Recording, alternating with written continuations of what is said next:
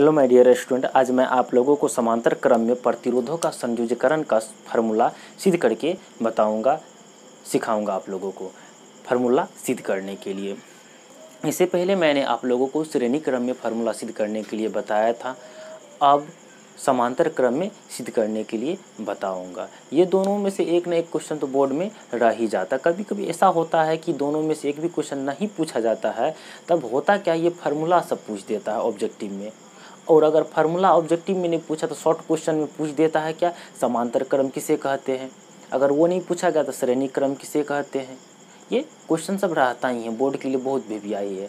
वैसे ये electric current जो है, विद्युत धारा जो है, आप अगर 10वां क्लास में पढ़ रहे तो आपको 12th में भी 12 क्लास में जब आप साइंस रखेंगे तो उसमें भी आपको ये चीज़ का ज़रूरत पड़ेगा। तो चलिए आज मैं आप लोगों को समांतर क्रम में सूत्र प्रूव करने के लिए सिखाऊंगा। चलिए पहले क्वेश्चन लिखते हैं।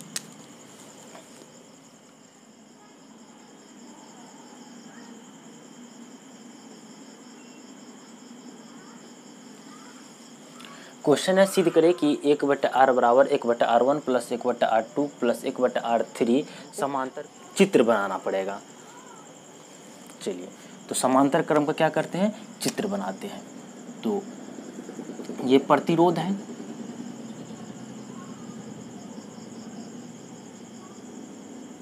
ये पहला प्रतिरोध, और ये दूसरा प्रतिरोध, और ये जो है तीसरा प्रतिरोध है। तीनों प्रतिरोध किससे कनेक्ट होगा, सेल से कनेक्ट होगा और एक साथ। तो ये यहाँ और यहाँ कनेक्ट हो गया। उसी तरह ये भी क्या होगा, एक दूसरे से कनेक्ट हो जाएगा। अब क्या करेंगे, इसको सेल से कनेक्ट करना पड़ेगा। तो सेल का सिंबल इस तरह होता है, इसको क्या किए, सेल से कनेक्ट कर दिए। और इसमें कहीं ना कहीं करंट को मापने के लिए एमीटर लगा होगा, एमीटर लगा देते हैं। स्विच तो होना ही चाहिए ना, स्विच तो रहेगा ही, एक स्विच भी लगा देते हैं। अगर इसमें बिंदा रहता है, अच्छा से देखिए, अगर ऐसा है तो स्विच ऑफ है। अगर इसी में एक पॉइंट आ जाता है, यानी कि अच्छा से देखिए, अगर इस तरह करके एक बिंदा आ जाता है तब ये क्या होता है, स्विच ऑन होता है। अब नाम भी देना पड़ेगा। यह बिंदु का नाम देते हैं ए और इस बिंदु का नाम देते हैं बी। इस बिंदु का नाम ए और इस बिंदु का नाम बी देते हैं। अगर ये बिंदु ए है तो इस बिंदु का जो विभव होगा, इस बिंदु का जो विभव विभवांतर होगा, ये दोनों का अंतर तो विभवांतर होगा, इस बिंदु का जो विभव होगा वह भी ए कर देते हैं, मान लिए हैं। और इस बिंदु का जो विभव वो भी बी है, इतना। और इससे जो करंट निकलेगा, यहाँ तक तो आई निकलेगा, यहाँ तक आई, और यहाँ भी आई ही रहेगा। जैसे ही कने इधर इधर जाएगा, 3 जगह बंट जाएगा, आई 3 जगह बंटेगा। तो क्या हो जाएगा, इसमें I1, इसमें I2, इसमें I3। इस प्रतिरोध का नाम दे देते हैं R1, इसका नाम R2, इसका नाम R3। 3 को प्रतिरोध हो गया। और सेल लगा हुआ है, स्विच लगा हुआ है, एमीटर लगा हुआ है। बिंदु ए का विभव भी ए है, बिंदु बी का विभव भी बी है। प्रतिरोध 3 लगा हुआ, R1, R2, R3, तीनों में करंट जा रहा है। अगर I करंट के बराबर लिखना होगा तो तीनों को जोड़ देंगे, निकल जाएगा। चलिए इसी सब चीज को लिखना पड़ेगा, यहाँ पर आंसर दे करके लिखना पड़ेगा। माना कि बिंदु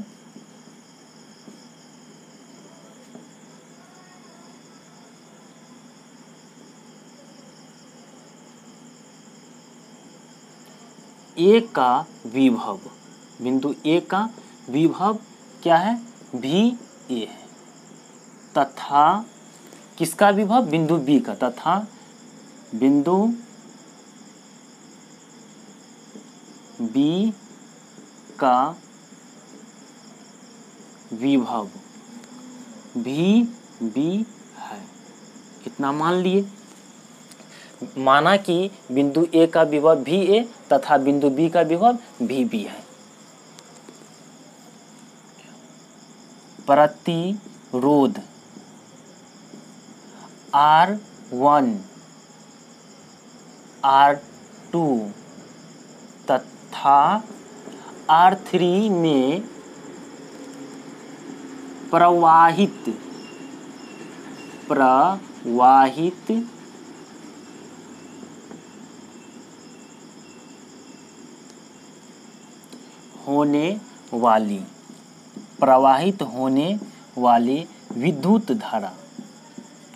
होने वाली विद्युत धारा क्या है?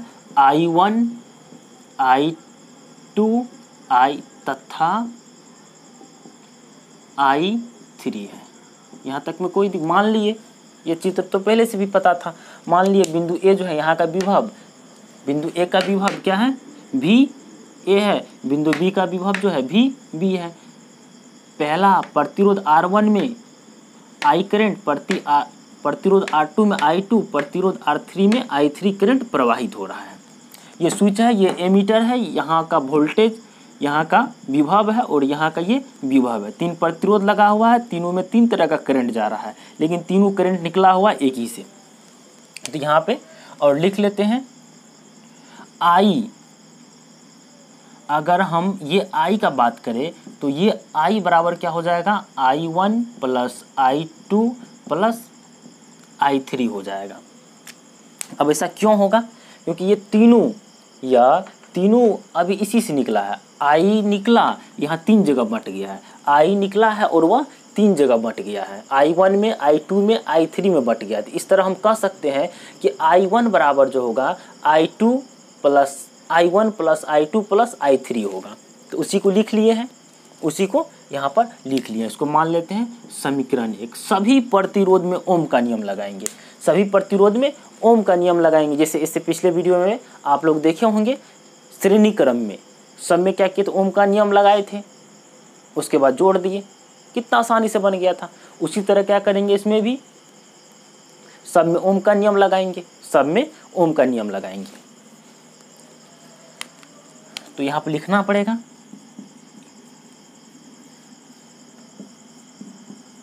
प्रतिरोध R1 में ओम का नियम, ओम का नियम। प्रतिरोध R1 में किसका नियम? तो ओम का नियम। तो क्या हो जाएगा ओम का नियम? V बराबर आई आर होता है। ओम का नियम V बराबर आई आर, तो V बराबर आई आर। तो V यहाँ पे क्या होगा? विभवांतर होगा। ओम का नियम पढ़ाए थे, बार बार रिपीट करते हैं। किसी निश्चित ताप पर किसी चालक तार का विभवांतर उस चालक तार से प्रवाहित होने वाला, किसी निश्चित ताप पर किसी चालक तार का विभवांतर, यही है, उससे प्रवाहित होने वाला विद्युत धारा के बीच का संबंध समानुपाती होता है। यही क्या है? ओम का लॉ है, ओम का नियम है। तो यहाँ पे क्या हो जाएगा? विभवांतर, अगला विभव में से पिछला, तो ये क्या हो जाएगा? VB माइनस VA बराबर I के जगह पे करेंट, पहला में क्या जा रहा है? I1, प्रतिरोध क्या है? R1 है। यहाँ से हम क्या करेंगे? I का मान निकाल लेंगे। केवल किसका मान निकालेंगे? I का मान निकालेंगे। तो इसको इस साइड लिखना होगा। तो क्या करते हैं? लिख लेते हैं I1 R1 बराबर VB माइनस VA। अगर यहाँ से हम केवल I1 निकालेंगे तो क्या हो जाएगा? VB माइनस VA बट्टे R1। इसको मान लेते हैं समीकरण 1। अब क्या करेंगे? प्रतिरोध R2 में लगाएंगे, प्रतिरोध R2 में।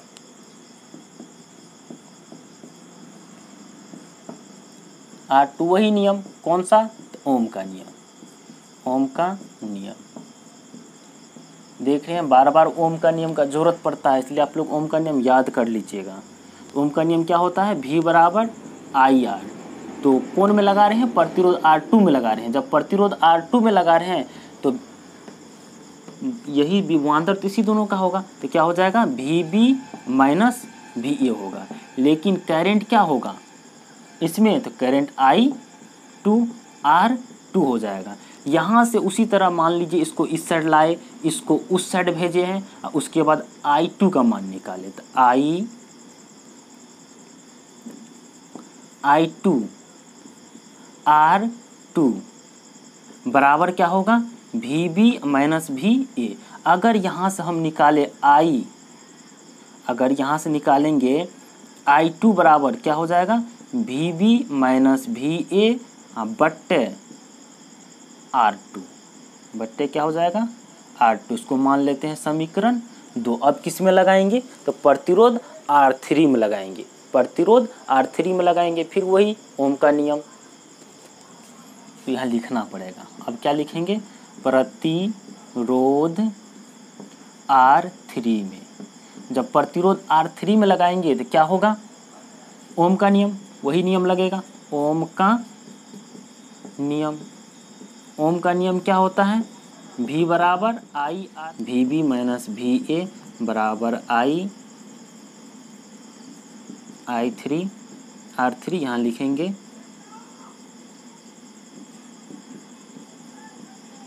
R3 बराबर VB माइनस VA। यहाँ से जब हम I3 निकालेंगे तो क्या निकल जाएगा, VB माइनस VA बट्टे R3, ये R है, R3 निकल जाएगा। ये क्या हो जाएगा, समीकरण 1, समीकरण 2, समीकरण 3, ये हो जाएगा समीकरण 4। अब क्या करेंगे, समीकरण 1 तो ये इसको छोड़ देंगे, समीकरण 2, समीकरण 2, समीकरण 3 और समीकरण 4 को जोड़ देंगे। समीकरण 1, समीकरण 2, समीकरण 1 को छोड़ करके 2, 3, 4 को जोड़ देंगे। उसके लिए मिटाना पड़ेगा। पहले आप लोग इतना लिख लीजिए, या वीडियो रोक करके आप लिख सकते हैं, या स्क्रीनशॉट ले करके अपना लिख सकते हैं, वो आप पे डिपेंड करता है। समीकरण 2 प्लस 3 प्लस 4 करने पर समीकरण 2, 3, 4 को जोड़ेंगे तो 2 ये है, तो क्या हो जाएगा, I1 plus I2 plus I3 हो जाएगा। बराबर इस साइड भी जुटेगा तो क्या होगा, VB माइनस VA बट्टे R1 plus VB minus VA बट्टे R2। इसमें उसके बाद VB माइनस VA बट्टे R3, यही होगा LHS ये और ये तीनों एक साथ, यह तीनों एक साथ जुटेगा। ये जो है VB माइनस VA बट्टे R1, उसके बाद ये तीनों एक साथ जुट गया है। अब क्या करेंगे, यह I1 I2 I3 को हम लिख सकते हैं I1 I2 I3 को हम क्या लिख सकते हैं, I लिख सकते हैं। अब छोटा वाला लिखिए, यहाँ पे बड़ा वाला, उससे ज़्यादा दिक्कत नहीं होगा, लिख दिए। उसके बाद ऊपर में देखिए सब में बराबर है, तो ऊपर से सब में कॉमन आ जाएगा, ऊपर में सब में बराबर तो ऊपर से कॉमन आ जाएगा। तो यहाँ लिखते हैं समीकरण, नीचे वाला को भी मिटा देंगे, समीकरण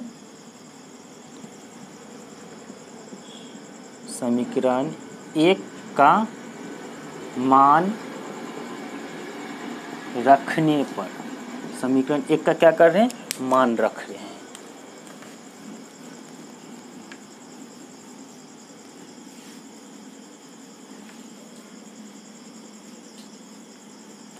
तो अब समीकरण 1 का क्या करेंगे, मान रखेंगे, उसके बाद कैलकुलेट करेंगे, बहुत आसानी से बन जाएगा, उतना भी भारी नहीं है जितना आप लोग को लग जाता है। तो यहाँ क्या हो जाएगा, I ऊपर में कॉमन आ जाएगा, तो VB माइनस VA बट्टे नहीं कुछ तो एक कॉमन ले लिए, तो यहाँ हो जाएगा 1 बट्टे R1 प्लस 1 बट्टे R2 प्लस 1 बट्टे R3 हो जाएगा।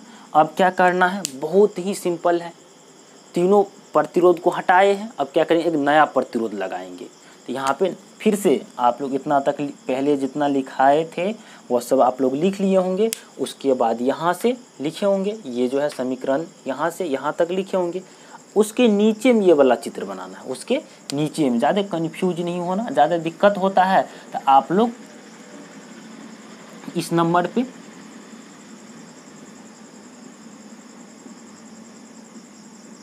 कॉल करके पूछ सकते हैं, इस नंबर पे कॉल करके पूछ सकते हैं। मैं इंडिया से हूँ तो ये तो +91 लगेगा, कंट्री कोड है। आप इस नंबर पे कॉल कीजिए और किसी भी तरह का दिक्कत होता है तो आप पूछ सकते हैं। तो अभी क्या करेंगे हम,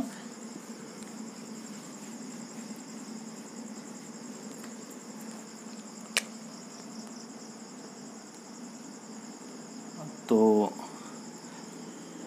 पहले लिख देते हैं, तीनों प्रतिरोध को हटाकर एक नया प्रतिरोध लगाया, एक नया प्रतिरोध लगाया। अब एक नया प्रतिरोध को दिखाना पड़ेगा, एक नया प्रतिरोध यही है, तीनों को हटा करके एक नया प्रतिरोध लगा दिए। ये क्या होगा, सेल से कनेक्ट होगा, सेल से कनेक्ट कर दिए।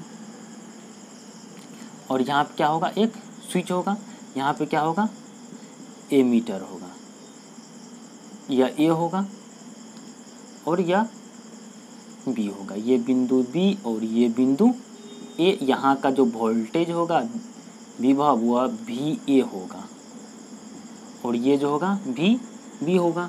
इससे करंट जो निकल रहा है तो वो आई निकल रहा है, करंट आई निकल रहा है। ये प्रतिरोध का मान जो है वह खलिया आर है।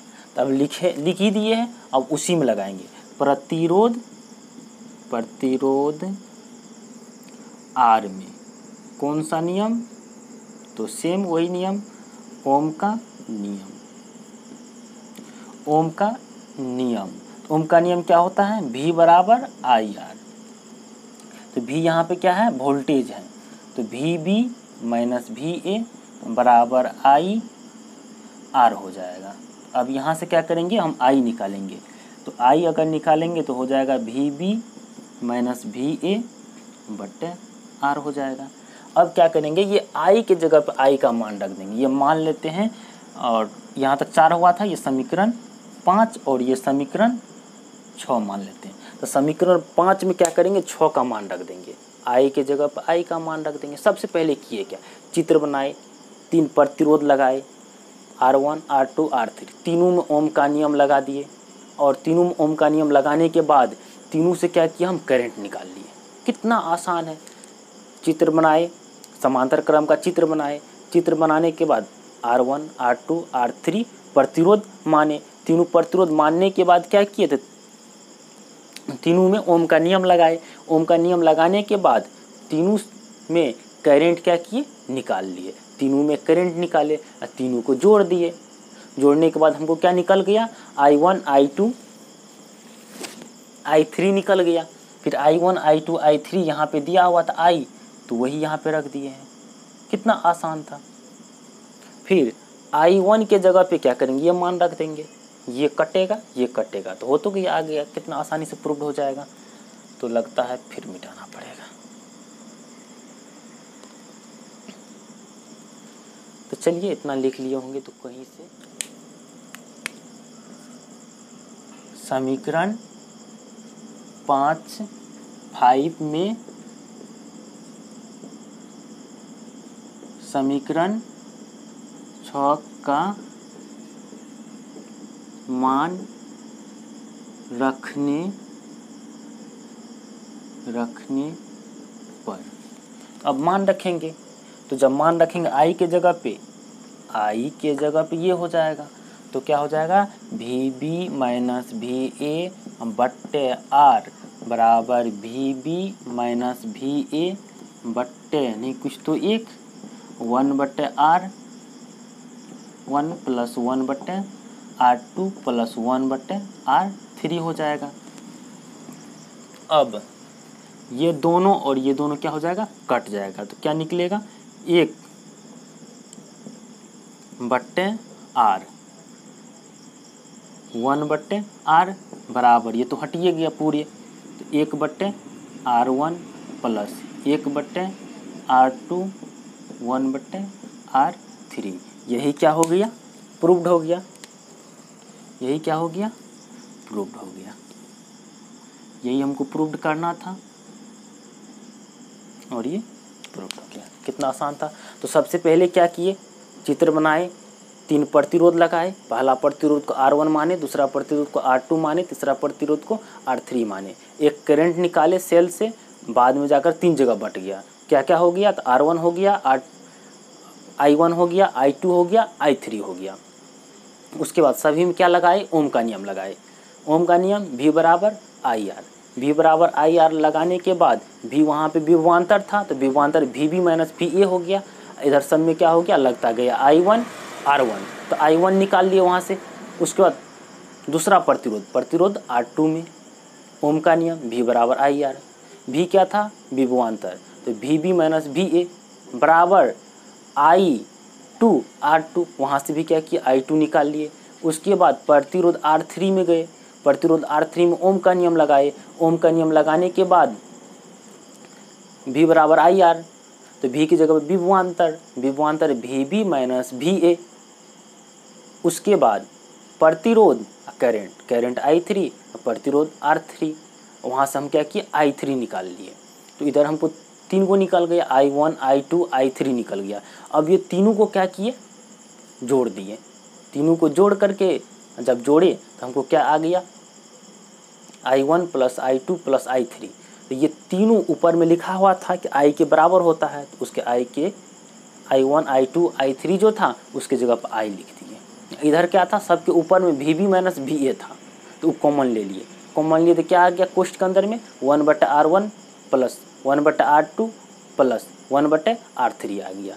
और उसके बाद क्या किए? तीनों प्रतिरोध को हटाकर एक नया प्रतिरोध लगाया।